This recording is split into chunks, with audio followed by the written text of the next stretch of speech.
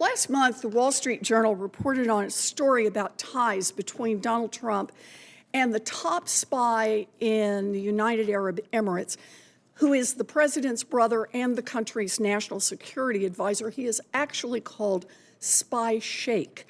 A few days before Trump was sworn into office, this spy spent $500 million to secretly acquire a 49% stake in Trump's crypto company. So what does the UAE's top spy get for his $500 million? Well, the Trump administration agreed to sell the UAE our most sensitive AI chips. Our own national security experts say the UAE and the Spy Sheikh's companies may be a conduit for funneling high tech to China, technology that strengthens China militarily. Now, right now, Trump's crypto company, World Liberty, has a bank charter application pending with the OCC, an agency that the president controls. Controller Gould, you run the OCC. Did World Liberty disclose in its application that the Spy Sheikh's company was a principal shareholder in the proposed bank? Senator, thank you for the question. I'm not going to discuss the specifics of any application. Are you telling us you won't tell that whether or not they disclosed it? Do you acknowledge that it is supposed to be disclosed, principal shareholders?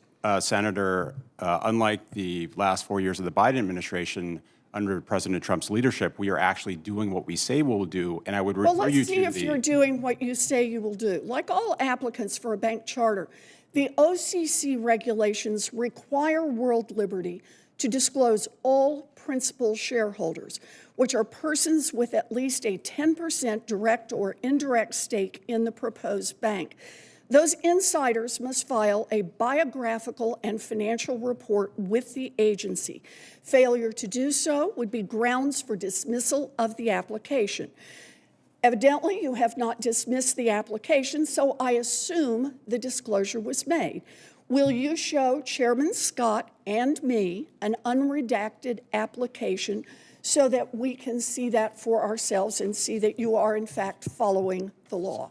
Senator, the only thing to which I will commit is following our established procedures, which are outlined in the regulations that you provided, as well as the 131 pages of the Comptroller's licensing manual. We have oversight here.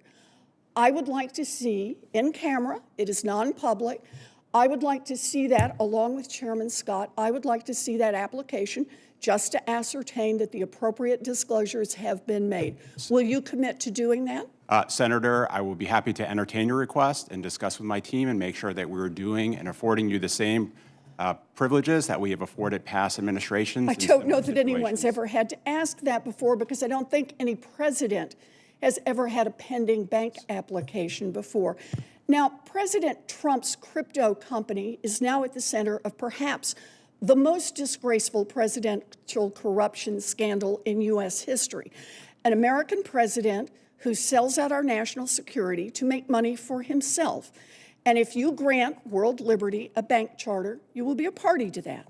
So, Comptroller Gould, given the clear national security risks posed by UAE ownership of a U.S. bank, President Trump's huge financial conflicts that we've just talked about, and your own conflict, given that you serve at the pleasure of that same president, will you deny or at least delay review of World Liberty's application?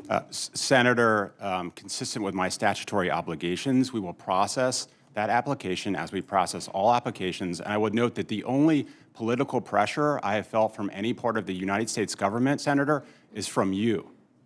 Well, it is pressure to follow the law. If you follow the law, you will reject the president's application. As soon as you approve that application, and we all know you're going to approve it, you go from being a cheerleader for President Trump to an accomplice in his corruption. Now, let me see if I can just get to one other problem, and that is not just doing Trump's bidding, but also doing Wall Street's bidding. We know, Vice Chair Bowman, that reducing capital cushions at mega banks increases the likelihood of crashes and taxpayer bailouts. I did some research. Turns out that your rulemaking would reduce required capital at the largest banks by more than $200 billion, or 23% for the big bank companies. I will submit a question for the record so that I don't go over, but this is entirely contrary to your own comments that you would not put our nation at risk. You are doing so.